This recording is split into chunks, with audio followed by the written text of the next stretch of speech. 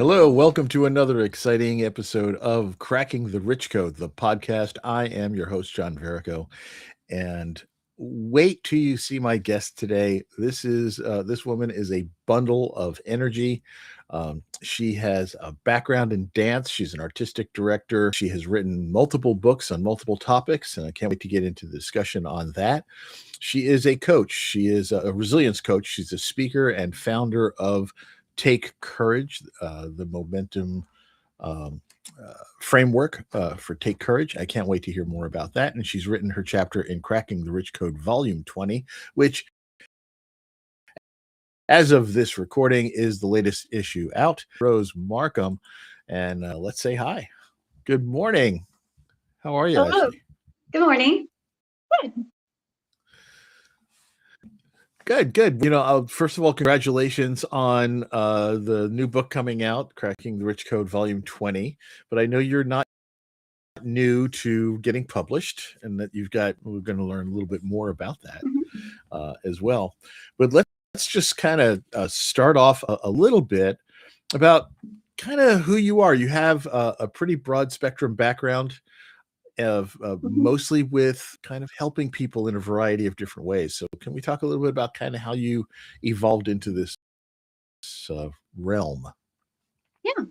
So I am a very ambitious person. So I've had people tell me I'm shooting too high a lot. I grew up in a large family, and I was kind of one of the older ones. I was the oldest female. And I think starting then, I just learned to pick up responsibility and just go with it all in, give it all I had. And I liked to tackle hurdles. And so, yeah, I became a leader kind of in that sense of just wanting to stay on top of things and, finish my tasks. I was also homeschooled, so I was very much teaching myself just kind of every step of the way, and just very hungry to learn. And, that kind of, as I entered into teenage years and such, I started to develop what my true talents were. And I first became a pianist, and I was kind of accepted into the conservatory at a young age, about 11. But at the same time, I was also introduced into the world of ballet, and I found my deep passion there. I loved dance so much, which was interesting because I called myself a leader. Like, I could see it developing, but I was also an extreme kind of introvert as a kid. And dance was this way, music was too, but dance was a new level to just dig deep, kind of process those emotions that I was confused about, those emotions that were hard to process as a kid, and just move through it. And so dance became very much of a healing factor for me as I grew into my adulthood. And life started off pretty It's quickly amazing how for me. it's amazing how dance does that for people. Mhm. It's really Oh yeah. do help. But dance in particular has always been kind of a great, I don't want to say therapy, but in some aspects it is. It Mhm. really helps people to Oh yeah. learn how to shine, to build confidence, all of that stuff. Very much so. So I trained as a classical ballerina under Cincinnati Ballet, and I kind of jumped right into. So a pivotal part of my life was I did get married young at 18. So things happened, and that's another story in another book to be published. But I started having kids because I loved kids too. I loved working with kids. And so in 9 years, I had 6 kids. One is adopted from Africa, from Ethiopia. And so I have this passion to just work with children. I also started my studio at age 20. And so I've owned a dance studio for 20 years, and I've worked with thousands of students of all ages. And it's just, I wouldn't have called myself a teacher as a child. I would have said, no, that's not on my wish list of wanting to become a teacher. But kind of having this opportunity, I felt like God just plopped it in my lap. And I rose to the occasion, and I was actually kind of shocked how much I loved it. It was very fulfilling to like step into people's stories, step into people's days, and step into what they were feeling and help them kind of figure out how to make the best of it, and like you said, dance is therapy. And it was a wonderful way for me to kind of, in that sense, mentor people through kind of their down moments and just express Yeah. it without words. Sometimes that's what's needed, is we need that outlet to express our emotions through music or art or dance without, trying to compile all these words that just don't seem to fit. So that has been a huge thing. I've greatly enjoyed, putting on shows, choreographing, and working with all of my students, and it's still a deep passion of mine. But then I wanted to extend my ability to help people.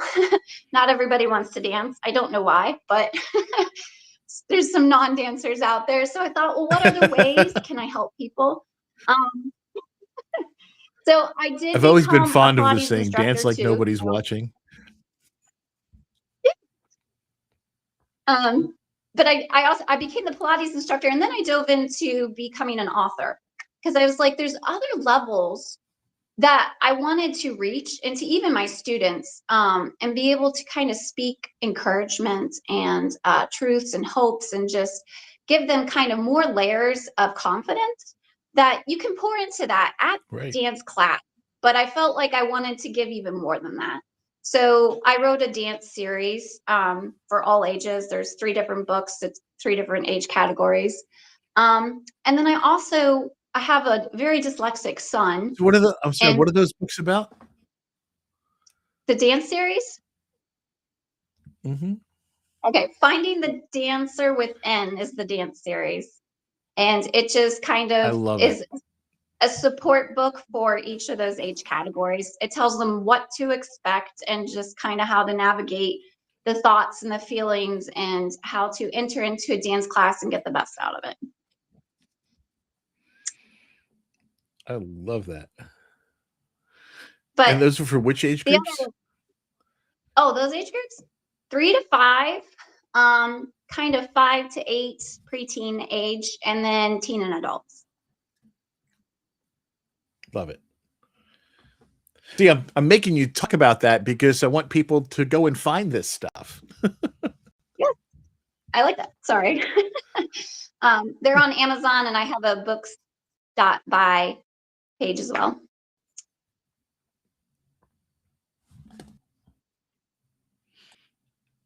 And that webpage, by the way, for folks is ashieroseauthor.com. And so you can check out her books there and learn more about Ashley there. Like I said, a bundle of energy. So let's get into a little bit more about. So what came next? You said you had a bunch of books, and so So let's talk about those too. yeah, I have a very dyslexic son, so I walked that journey with him, and my heart was kind of breaking for the neurodiverse spectrum, and just how they lose their voice, they kind of get overseen, and then there's so much a part of our society that kind of overlooks how to actually step and support them. We've been doing better over the years, but it's been a process. And so I wrote a book called Encouragement for the Dyslexic, to kind of, again, walk aside just people in the neurodiverse spectrum and just make them feel seen and heard. A special part of that book is my son actually helped me write one chapter. And Oh, I he love was it. the one that inspired me to write the book. And if I can tell this story real quick, we were on our way to a therapy appointment, and it was raining, and he was watching the drops fall down the window.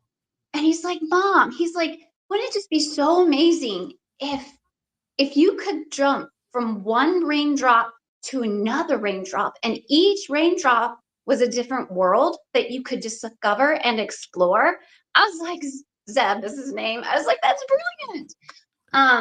And Ooh. I was like, we need to develop this story. So we did, and that is in the first part of the chapter, or the first chapter in that book.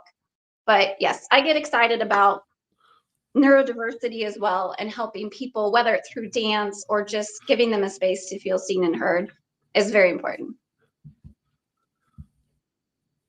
Fantastic. Fantastic. And so now, like, I want to go back. You said you had a large family, that you were from, and you have 6 children of your own. So families, but how many were in your family as a kid? I'm one of 14. Oh, that's a huge family. Were there any multiple births in there, like any twins in there or anything? No, nope, all singles. My two youngest sisters are adopted, but the rest were all biological siblings. That's just amazing. I can't even imagine a household that big. But I do know, I mean, I actually know people who've come from large families as well. But that's just huge. But I understand now. It helps me. It helps, I think, people understand who you are, right? You're trying to kind of show yourself and be seen amongst the girls. So I can see really, it really is a eye opening for you are and how you became to be the kind of person you are. It's really Mhm. amazing. And you said you have 5 biological and 1 adopted, right? But That is huge too, and that is a commitment of love. It really is, and that says a lot about you and who you are. So now I understand more too about your desire to help others and help learn to shine. So this is fantastic. Mhm. So let's talk some more. I'm gonna jump fast forward a little. Here it is, or 2025 ish, roughly, and you hear from this guy named Jim Britt or somebody who said, "Hey, we're doing a book called Cracking the Rich Code." Tell me a little bit about how that conversation went and how you wound up coming into the book. um, so almost a year ago, I had a couple books that were awarded, and I went to this huge gala and award ceremony, and it was great. But I made a lot of connections. Well, now I you're gonna have to think talk about those books too. um, I think that from those connections and from that opportunity, it kind of exploded into this larger network for me. And yeah, Jim Britt and Jim Lutz just kind of popped up. I don't exactly know how I got on their radar and vice versa, but it happened and I'm really thankful it did. And yeah, I had a meeting with Jim Britz and it was, I don't know, I feel like I connected with him a lot. I think some of his experience and him also finding determination in the lows and to not give up. Like I can totally relate with that. We both got married young, and he didn't have he didn't have a college degree. I don't have a college degree either because when you're dancing hardcore like full time job, you don't really have time to pursue a college degree. But that doesn't need to stop you from being successful. And I think that's another message that some people need to hear that, it's okay if you didn't finish that college degree, you still have a bright future. And it doesn't say anything about how smart you are either. So, Exactly. Yeah. Oh, I love it. yeah. And it's so true. So many people put a lot of emphasis on that piece of paper, and it really doesn't mean anything in the grand scheme of things. There are lots of people who can be extremely successful in any aspect of life and don't have or don't need a college degree. And I see that on so many questions, like you have to have this higher level degree or whatever in order to be Right. able to do this job. And I've looked at some of these and like, dude, I've done that 40 years. I don't need it. I don't need your degree for that. Mhm. So go ahead and continue. Right. Well, Sorry. and I think it enabled me. I think, not pursuing college. I was raising kids, I was owning my own studio, my own business.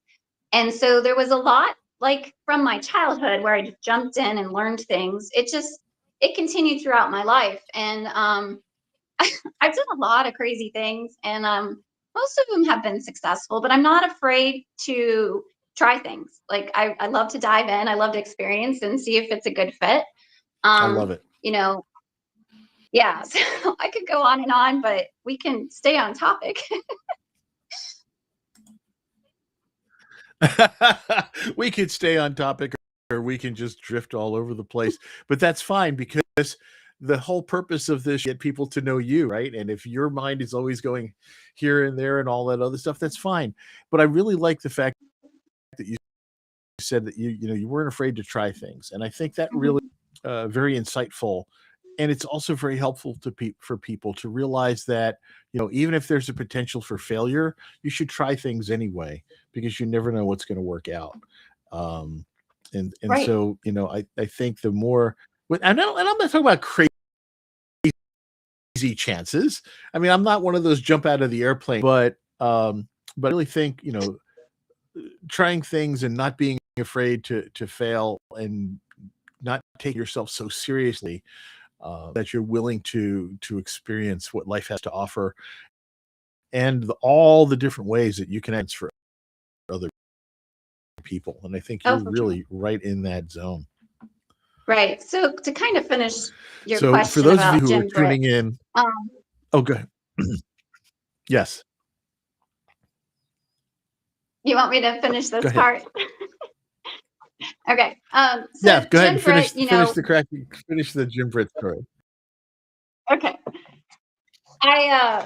One reason that I was very intrigued by the next step after becoming an author is I thought I'd love to be on stage. Mostly that's been through being a musician and a dancer.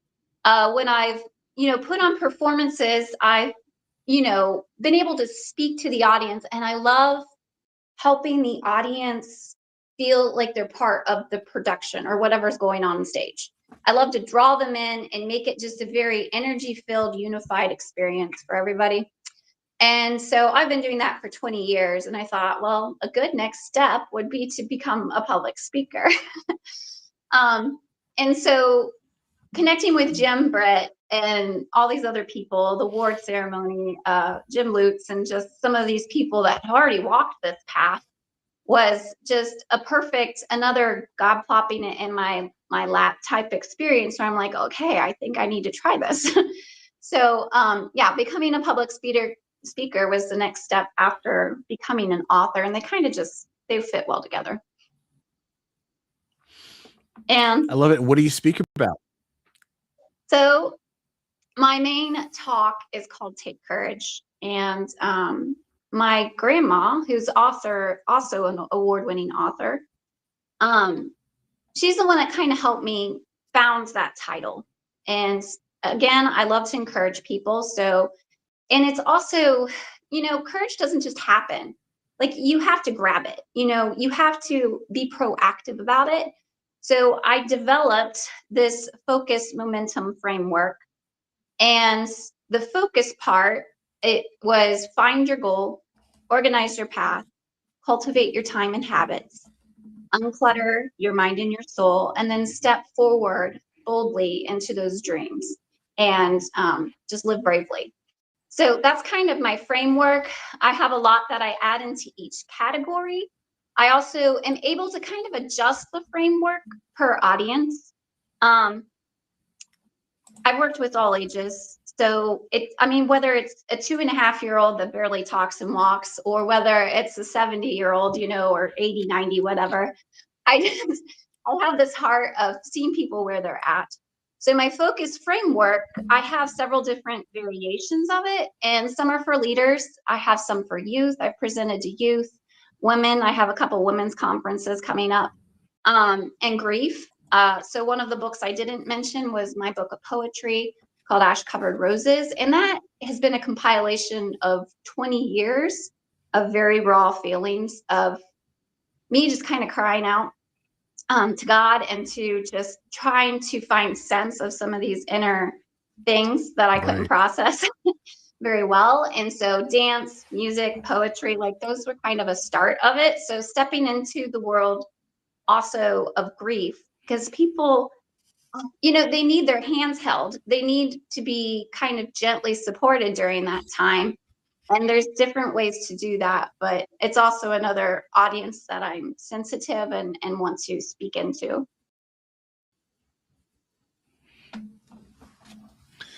You have a huge heart, Ashley, and it really shows in what you're saying, and how you like to and help people. So talk a little bit about what you decided to run. I mean, it's part of your talk, but kind of talk a little bit about how you chose this topic to write in the Cracking the Rich Code book series. What's interesting is I think when you hear the title Cracking the Rich Code, a lot of people think it's a financial book. And Right. I know that's what I first thought when Jim first reached out to me. I'm like, look, I'm not one of you Wall Street types, that's not what it's about. And I said, I'm about necessarily mean that there's money involved. And he says, yeah, Mhm. that's exactly it. It's about Yeah. richness of life. So I think, Right. so now you're talking about taking courage, and that is exactly, a perfect story Mhm. for being having a rich life. So let's talk a little bit about your chapter and what you want people to take away from that. Okay. So, like I said, I'm kind of labeling what my talk is about. My passion is take courage. And I open up in the chapter kind of about my story. Not too deep, because, like I said, that's another book eventually, maybe to happen, but taking people through the thought and the feelings of just what happened and kind of drew me through, the music and the arts and the dancing, but the compilation of having become kind of a survivor through some hard periods and finding that determination and kind of that unstoppable drive to just keep going, Right. and letting people know, like, you can do this too, and you're not alone, and there's myself and other people out there that can help you and kind of lift you up and help you see new angles that will walk through this with you. So that's why my focus framework is kind of like a support guide, and it's the deeper levels of it, and like my journal and my talk, it kind of asks people these questions that can help them through those kind of walls that they hit. And it's something that you can do many times. Like, let's say you hit a wall. Okay, go through the focus framework and, find some momentum, get rolling. You don't have to envision your whole future as this big, daunting task. It's like, just take the next step, the step today that you are able I to like take, that. whatever that is. Let's figure that one out and let's move Beautiful. forward in that step. And it's all those little micro and mini steps and those positivities that you tell yourself and that you start working out and putting into action that builds momentum to keep you moving forward towards your dreams and your future. Um, and one of the biggest things is, so I'm a very down to earth person. I will call out some things. And two things that I'll mention is people's habits right now and time are cluttered with distractions. And so, this whole Oh internet yeah. connection and AI and social media, like, it's great. But if you don't have the ability to see it for what it is, it will eat you alive. So I kind of have a crazy Oh story. I don't yes. know. I don't know if I should share it, or if you could read the chapter in the book, you'll get a taste of it. Give people very real. Oh, go ahead and share it. Let's go. Okay, so I also own a little farm. I have raised meat chickens and cows and horses, chickens, goats, milking goats, bunnies for therapy that we've bred and given away to therapy programs. And so, yeah, I do it all. But a couple years ago, I had a Amazing. baby bull. A baby bull was born on the property. Okay. And I'm very much an all in type person. And the problem is that bulls are bullies, like, literally, and they will destroy your property. That's where Like, they that's where don't care the about, term bully came from, actually. Yeah. right, they don't care about fences. They don't care about what you're growing. They don't care about the other animals. They're just gonna plow through everything. And so, to be quite blunt, you have to capture them. You have to contain them. And you have to ban their balls. It's the only way to kind of diminish their effect in your life and cause peace on Wow. the farm again. So I did that. I little, me, ballerina me, I chased this bull around the field. I did have some help, so there was a couple other people helping. And I wrestled this bull to the ground. And it was not a big full grown bull, but it was a teenage bull. And we wrestled him to the ground. We banded his balls because that helps, tame their levels of aggression. And yes, it was just a process. And then, the peace kind of comes back. And the farm resumes kind of this normalcy of something you can handle. And I think what I'm trying to say here is that our lives, our distractions are not cute little puppies and kittens wandering around our field. They're that bull, that disastrous bull that is going to plow down everything you're trying to grow. And what people don't realize is I'm also a stats girl. I love stats and I love looking up things. And the direction we're heading right now, people are going to lose 15 to 20 years of their life just on devices. And Yep. to me, that's sad. I'm like, okay, well, if we're willing to capture the bull, our distractions, and rein them in and realize what it really is, those things can be beneficial. But if we don't learn how to tame them, reel them down, and make them work for us and not just distract us, then we're going to lose a lot of our lives. And think of all those dreams, all those hopes, all those connections with friends and family, and hobbies that we could pursue, things, if we just claim back some of those moments. Because people are like, oh, just a few minutes here and a few minutes there, it's no big deal. But it all compiles into eating your It's a life. rabbit hole. And is that It is. exactly? It is a rabbit hole that eats your life. As a matter of fact, Mhm. I just did a talk the other evening to a group and talked about the fact that Americans are subjected to almost 9 zettabytes of data Mhm. a year. A zettabyte is a million megabytes, a million Yeah. million megabytes. I mean, just you can't even imagine that much data. But between social media, Mhm. uh, ads, and all the media coming at us, yeah, there's over almost 9 zettabytes of data that people are subjected to every year, which is just Right. insane. Right. Right.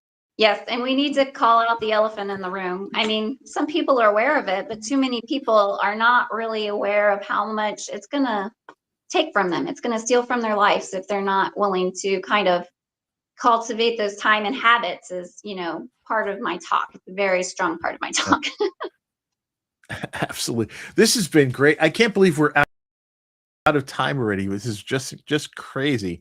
So, folks, let me say, if you kind of tuned in late on this, go back to the beginning and watch this thing over. Actually, even if you saw the whole thing, watch it from the beginning again. Anyway, there are so many little great nuggets in here that you're going to learn from Ashley, and a great insight into her and her chapter in Cracking the Rich Code Volume 20, which is on taking courage. And also go to Ashley's web, which is ashyrose.com. I'm sorry, ashyrose.author.com. Check her out on the website. And if you want to reach out and get in touch with Ashley, is on LinkedIn. Her LinkedIn is Ashley Marcum Ashy Rose. On link, all that information will be in the show notes as well. But definitely check her out. Most importantly, pick up that volume 20 of Cracking the Rich Code and read her chapter. I hope you enjoyed our conversation with Ashley Rose Marcum today. I know I have, and unfortunately, we've got to say farewell for now. Ashley, I hope we can have another chat in the future, because I'd love to learn more about you, and I think our listeners will as well. Thank you very much. For the time to join us today. Surely. I hope you enjoyed the conversation as well. And don't forget, folks, it's Ashy Rose Author. There, it's Ashy Rose Author.com. Check it out. All right, take care, everyone. Have a wonderful day, and we'll catch you on the next episode of Cracking the Rich Code, the podcast. Take care.